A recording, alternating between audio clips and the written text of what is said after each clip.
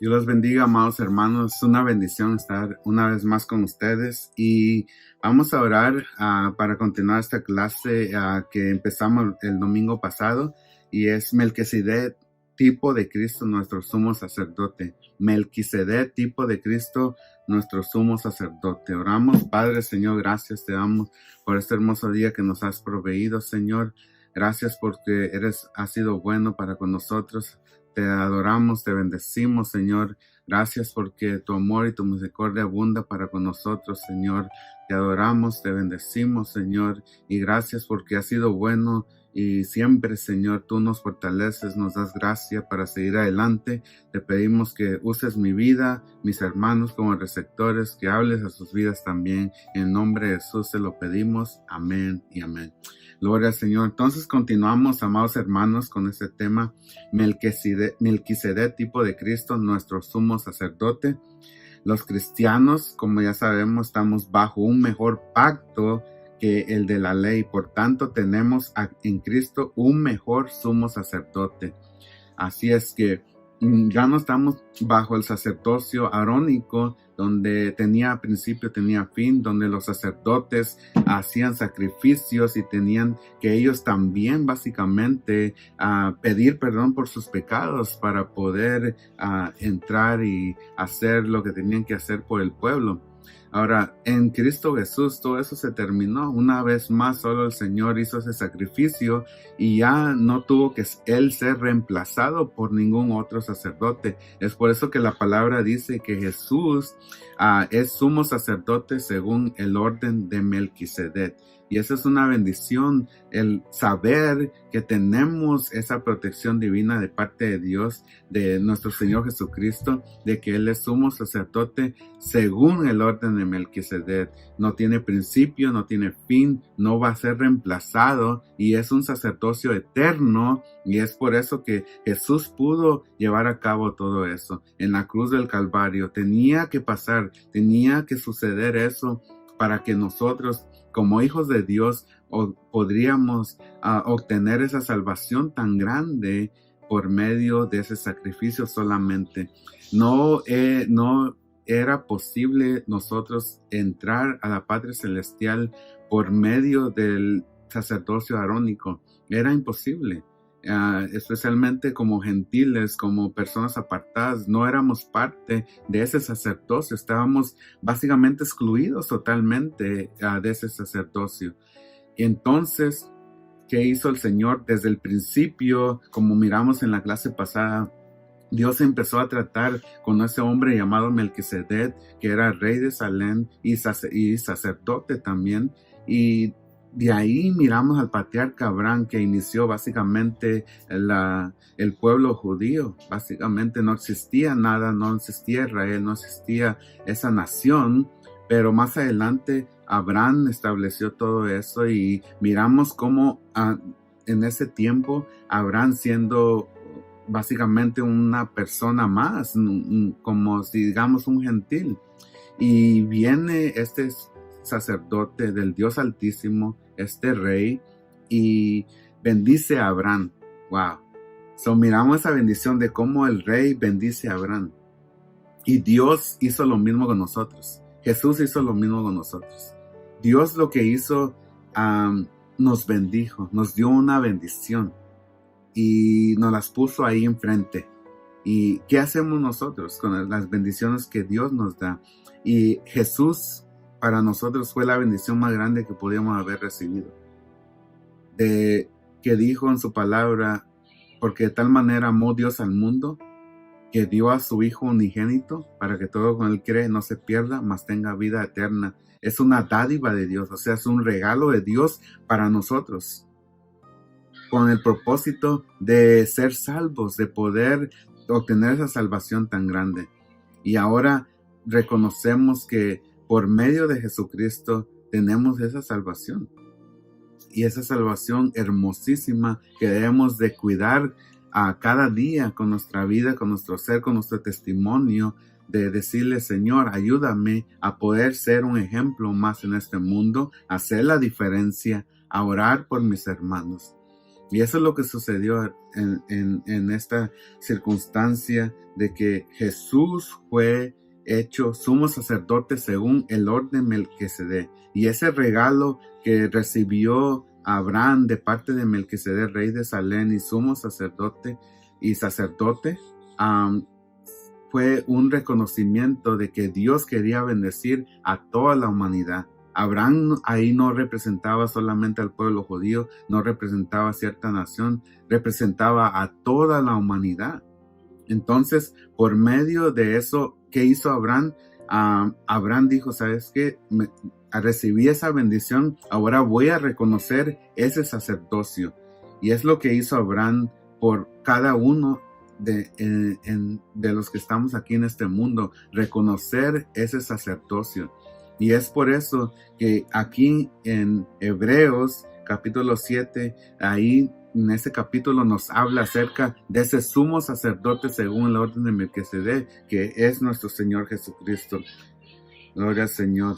Porque aquí la palabra nos dice, por tanto Jesús es hecho fiador de un mejor pacto, y los otros sacerdotes, dice Hebreos 7, 22, y el 23 dice, y los otros sacerdotes llegaron a ser muchos, debido a que por la muerte no podían continuar.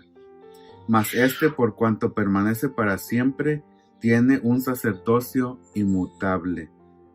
Gloria al Señor. Reconocemos que en el Señor tenemos la gracia y la salvación de reconocerle como nuestro Dios, nuestro Salvador, y que no va a ser reemplazado.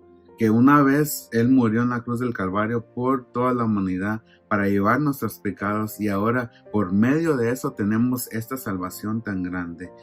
Y es un sacerdocio eterno. Y vamos a mirar aquí más adelante en esta lección que Cristo tiene un sacerdocio inmutable. O sea, la palabra inmutable viene del griego aparabatos y connota algo que no pasa, que es intransferible, perpetuo. O sea, no se puede transferir a alguien más eso. Es su posición como sumo sacerdote y nadie le va a quitar esa posición según ese orden. Entonces Jesús hecho fiador de un nuevo pacto. La palabra fiador es la traducción del griego engus y significa comprometido. La raíz de este vocablo denota posesión en lugar, tiempo o estado, implica instrumentalidad. Jesús puede salvar perpetuamente a los creyentes. Entonces, vamos a mirar cuidadosamente esa verdad, que llegamos a la declaración bíblica que sirve de texto áureo a nuestra lección, y miramos que en el versículo 24, vamos a leer versículo 24 y 25 de Hebreos 7, dice, mas por cuanto permanece para siempre, tiene un sacerdocio inmutable, por lo cual puede también salvar perpetuamente a los que por él se acercan a Dios, viviendo siempre para interceder por ellos. Gloria al Señor. Aquí en este versículo 24 completa el argumento de la superioridad del sacerdocio de Cristo. Es superior al sacerdocio arónico en la comparación al orden de la ley. Entonces los sacerdotes bajo el antiguo sistema de culto morían y debían de ser reemplazados. Mas Cristo, después de morir para quitar de en medio el pecado, Hebreos 9:26 puede leer, resucitó de entre los muertos. El mayor testimonio de nuestra fe está contenido en esta declaración. Cristo permanece para siempre. Amén. Esta verdad está avalada por casi 2 milenios de historia cristiana y la salvación de muchos que se ha experimentado como Señor y Salvador, y murió como el Cordero de Dios, pero ascendió al cielo en inmortalidad. Por tanto, tiene un sacerdocio inmutable. La perfección de su sacrificio, el valor de su sangre y el poder de su resurrección son pilares de su oficio sacerdotal a la diestra del Padre. Desde su lugar de privilegio es majestad. Él tiene compasión hacia nuestras debilidades Por tanto, debemos amar a Jesús fervientemente y procurar, que ese amor afecte positivamente nuestra manera de vivir. ¡Qué bendición! Tenemos básicamente que reconocer a Jesús. Si Dios nos dio ese regalo de poder dar a su Hijo amado, ahora, ¿qué nos debemos de hacer nosotros? Simplemente reconocer ese sacerdocio, reconocer a ese rey, reconocer esa bendición que se nos ha sido dada, porque esta bendición, esta gracia, este regalo es para toda la humanidad. La salvación es para todos aquellos que la quieren recibir. Y es lo que sucede, que muchos no reconocen esa bendición y se están perdiendo de saborearla. Y es la razón por que el Señor nos insta hoy en día a decir, o te invita básicamente a que Él está tocando tu puerta para que tú abras y Él pueda entrar a cenar contigo y comer contigo y dialogar contigo en cualquier situación que estés pasando o circunstancia, sea familiar, sea económica, sea física. Dios tiene propósitos para tu vida. Y si estás en vida todavía, estás escuchando este mensaje, Dios está hablando a tu vida. En este momento, Dios te está dando palabra de alerta para que puedas tú despertar y quitarte la venda de tus ojos, o si aún estás un poco apagado o no hay ese fuego ya en tu vida por amor a Dios, por amar a Dios, por servir a Dios, el Señor desea que tú ahora te empieces a preguntar, ¿en realidad Jesús está dentro, morando en mí, en mi vida? ¿El Espíritu Santo está morando en mi vida? ¿De verdad estoy actuando de acuerdo a la voluntad de Dios? Que el Señor nos ayude día a día para poder hacerlo. Vamos a mirar que el versículo 25 nos enseña cómo la posición de Cristo a la diestra del Padre y su mutable sacerdocio le permite salvarnos perfectamente. En el griego, la expresión salvarnos perfectamente significa salvarnos hasta la culminación. Por eso la palabra presenta a Cristo no solo como el autor de nuestra fe, sino también como el autor de nuestra fe, sino también como el consumador de ella, como dice Hebreos 12:2. Sabemos que la obra comenzada en nosotros será perfeccionada hasta el día de nuestro Señor Jesucristo. Filipenses 1:6 puede leer. Cuando somos tentados, el Señor es poderoso para socorrernos. Cristo no solo es el alfa, sino también el omega. Él es el principio y el fin, como lo dice Apocalipsis 1:8. En la segunda parte del versículo 25 de Hebreos 7, el escritor enseña que esa continuidad sacerdotal de Cristo es a favor de los que a través de él se acercan a Dios. O sea, 7 veces en la epístola a los Hebreos se habla de acercarnos a Dios, y ahí debemos aprender nosotros que podemos acercarnos a Dios porque Cristo nos ha hecho aceptos al pagar por nuestros pecados. Debemos leer, o sea, debemos básicamente tener claro que no podemos llegar a Dios haciendo gala a nuestra propia justicia. Es exclusivamente a través de Cristo a través de Cristo que podemos entrar en el lugar santísimo. Jesús dijo, y fue claro en San Juan 14:6, Él dijo, yo soy el camino, la verdad y la vida, y nadie viene al Padre si no es por mí. Y el Señor nos habla por medio de la palabra de que Él, su Hijo Jesús, pagó el precio en la cruz del Calvario por amor a nosotros. Así es que necesitamos venir a sus pies, reconocerlo, nacer de nuevo y poder caminar con Jesús en nuestro diario vivir. Al usar el privilegio de acercarnos a Dios, nos debemos hacer solamente para demandar favores divinos, sino más bien con la actitud de ofrecer sacrificios de alabanza. Como inseparable labor de oficio sacerdotal de Cristo, sabemos que Él vive para siempre para interceder por nosotros. Los hermanos debemos practicar también la intercesión los unos por los otros, como dice Santiago 5:16. Y especialmente en estos tiempos de pandemia, en estos tiempos difíciles que la gente básicamente tiene cierta confianza en el gobierno, necesitamos nosotros interceder los unos por los otros para que nuestra fe no vaya devaluando, para que nuestra fe siga ferviente, nuestra fe siga creciendo día y día en el Señor. Y esa es la actitud de como creyentes. Tenemos que mantenernos firmes en el Señor y saber que Dios tiene todo bajo control y en sus manos. Solamente tenemos que estar en el círculo de Dios. El Hijo de Dios es sumo sacerdote para siempre. Y eso es muy importante que entendamos. El sacerdocio no tiene fin. No vamos a decir, necesito a alguien más en mi vida. Y muchas veces lo que el hombre hace es reemplazar a Jesús por algo más. Y yo le digo una cosa, es lo peor que puede hacer el hombre, reemplazar a aquel que dio su vida por cada uno de nosotros. Él nos ama por igual a todos, no importando nuestra cultura, nuestra raza, no importando qué idioma hablamos. Él nos ama a todos por igual. El Hijo de Dios nos conviene como sumo sacerdote. La pureza de Cristo es una garantía que tenemos respecto a su sacerdocio a la diestra de Dios. Si miramos el versículo 26, habla a nuestro favor al dejar claro cómo nos conviene nuestro sumo sacerdote. Otra vez se establece la supremacía moral de Cristo con respecto a los sacerdotes bajo la ley.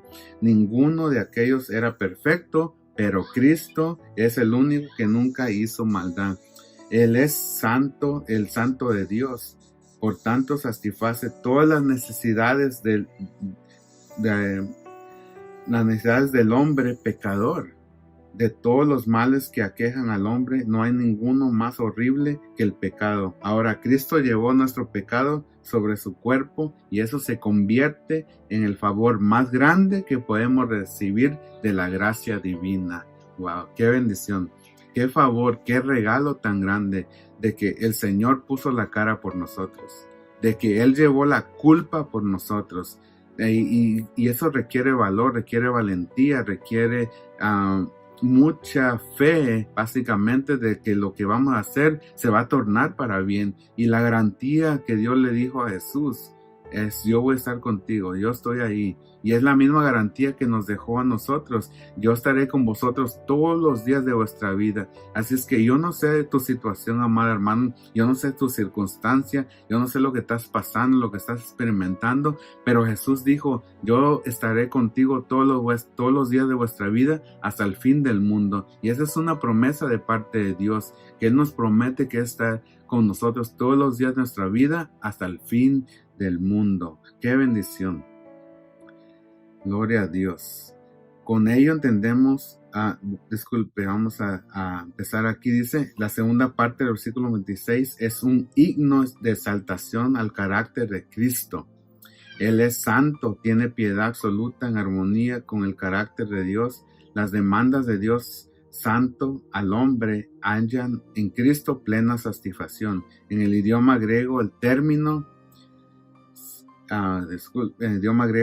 santo identifica a una persona que cumple todas las obligaciones divinas, tanto en su carácter como en su labor. También él es inocente, o sea, está libre de toda malicia y engaño. Igualmente, Él es sin mancha, que equivale a una conducta intachable, sin impureza ni contaminación moral. El escritor añade que Cristo es apartado de los pecadores. Con ello entendemos que se identifica con los pecadores, pero no participa de sus pecados. Más bien, les llama al arrepentimiento. Finalmente, el versículo 26 presenta a Cristo como aquel que es más sublime que los cielos. Como se indicó anteriormente, el origen griego del término sublime, nuestro Señor está encumbrado. Él subió por encima de todos los cielos para llenarlo todo. Dios lo resucitó de los muertos y lo sentó a su diestra. Ello significa un sello divino de aprobación a su persona y su sacrificio expiatorio a nuestro favor. El Padre le ha dado gloria y su esplendor es superior a todas las más hermosas criaturas del universo, y cada hijo de Dios debe tener un sentido de humildad al saber cuán grande es el beneficio que Dios le ha dado en Cristo al sumo sacerdote eterno. Entonces el Hijo de Dios nos conviene como sumo sacerdote. Cristo también se ofreció a sí mismo y fue hecho sumo sacerdote perfecto. Y es otra cosa muy importante, que el Señor se ofreció y fue a la cruz y luchó tal vez por ese Señor. Deja que pase esta copa de mí, que hay otra solución, Señor, o qué más puede haber. Y el Señor dijo, no es necesario que eso pase, que eso suceda. Y lo hizo por amor a nosotros. Vamos a mirar que la última parte de la porción bíblica presenta a Cristo en su perfección. Vamos a leer Hebreos 7, 27 y 28. Dice así la palabra de Dios, que no tienen necesidad cada día como aquellos sumos sacerdotes de ofrecer primero sacrificios por sus propios pecados y luego por los del pueblo, porque esto lo hizo una vez para siempre, ofreciéndose a sí mismo. El 28, Hebreos 7, 28 dice, porque la ley constituye sumos sacerdotes a débiles hombres, pero la palabra del juramento posterior a la ley, al Hijo, hecho perfecto para siempre. Entonces, Señor, es hecho perfecto para siempre, gloria al Señor. Y Él nos conviene como sumo sacerdote. Pero miremos ya que el versículo 27, nuestro sumo sacerdote otra vez aparece diferenciado superlativamente de aquellos sacerdotes bajo la ley. Aquellos tenían que ofrecer diariamente sacrificios por sus propios pecados, como ya leímos. Pero Cristo no.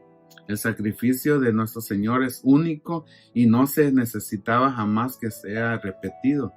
No consistió en una ofrenda externa que ofrecieran a Dios por sí mismo y luego por el pueblo. La religión pagana practica el llamado sacrificio de la misa, lo cual es una ofensa directa al sacrificio definitivo y del alcance infinito que Cristo hizo en la cruz. En vez de repetir cada día un sacrificio pagano, debemos creer en lo que está escrito. Cristo se ofreció a sí mismo por el pueblo y esto lo hizo una sola vez para siempre. El versículo 28 presenta a Cristo como un sacerdote constituido divinamente. Por Hebreos 5:5 sabemos que Cristo no se glorificó a sí mismo haciéndose sumo sacerdote. Por el contrario, el Padre lo glorificó y le dio juramento como sumo sacerdote al decirle, tú eres mi hijo y yo te he engendrado hoy. A diferencia de la manera como Cristo fue constituido como sumo sacerdote, la ley constituye para este oficio a débiles hombres. Pero el Señor fue hecho sumo sacerdote para siempre según el orden de Melquisedec, sin principio, sin fin, sin genealogía. Y ello habla la fragilidad de la vida humana en referencia a la muerte y también identifica la debilidad moral de todos los hombres aunque tuviesen un ministerio sacerdotal. Así es que no somos eternos, los pastores no son eternos, somos reemplazados los ministros. Pero la obra del Señor sigue. Él es un mismo sacerdote, es un mismo Dios. Aunque tuviésemos un ministerio tan grande, tan hermoso, no somos eternos, vamos a ser reemplazados. Por esa flaqueza propia del ser humano, era necesario que los sacerdotes ofrecieran sacrificios primero por sus propios pecados antes que por los del pueblo. Por eso mismo, inconsistencia, los sumos sacerdotes debían ser sustituidos al morir. Aquí tenemos un argumento que debe causar deseos de alabar a Cristo.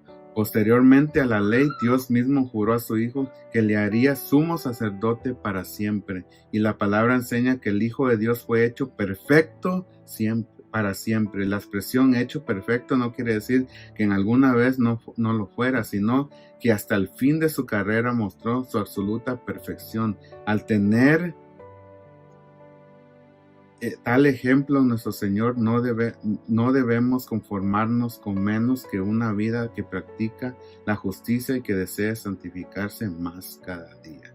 Gloria al Señor. Entonces, amados hermanos, ahí culminamos ese tema. Vamos a resumir un poquito y les voy a dar un poco de resumen. Al terminar el presente estudio sobre Melquisedec como tipo de Cristo, aprendemos a cultivar un amor profundo por las Sagradas Escrituras.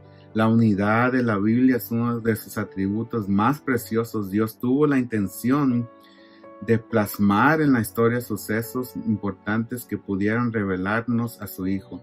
La narrativa sobre la ley de Salem y su encuentro con Abraham nos permite entender que necesitamos la mediación de Cristo. Si no fuera por el cuerpo y la sangre del Señor ofrecidos en la cruz, estaríamos perdidos. Por tanto, debemos tener gratitud y conducir nuestra vida en armonía con el plan salvador de Dios. Una de las lecciones más revelantes aquí es no apoyarnos en nuestras obras como méritos para ser salvos. Solamente la gracia de Jesucristo nos permite entrar al lugar santísimo.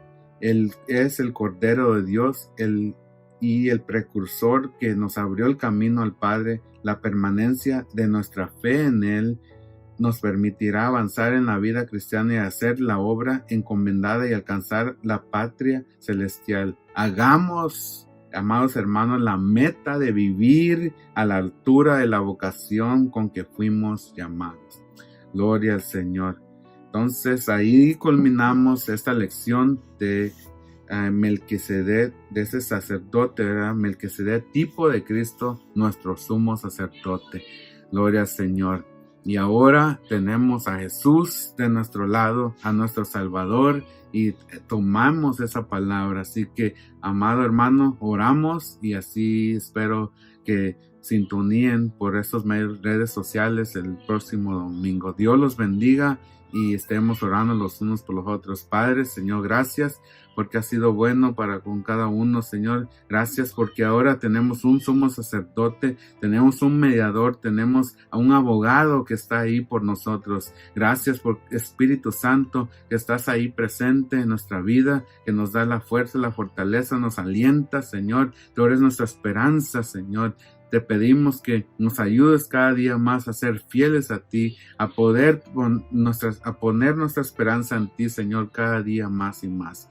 En tus manos, cada uno de mis hermanos, aquellos, Señor, que quieren saber más de ti, Señor, que ellos puedan venir, Señor, a tu presencia, leer tu palabra y que tu Santo Espíritu empiece a obrar en sus vidas. Gracias, Señor, por aquellos, Señor, que están siendo fortalecidos en tu palabra. Te pido por aquellos que están enfermos también, que tú seas en sus vidas, Señor, que les des fortaleza y fuerza, Padre, para seguir adelante y que tu Santo Espíritu, Señor, pueda obrar en la vida de cada uno de ellos. En el nombre de Jesús, Señor, bendice a tus siervos, al liderazgo, Señor. La honra y la gloria es para ti. Amén y amén.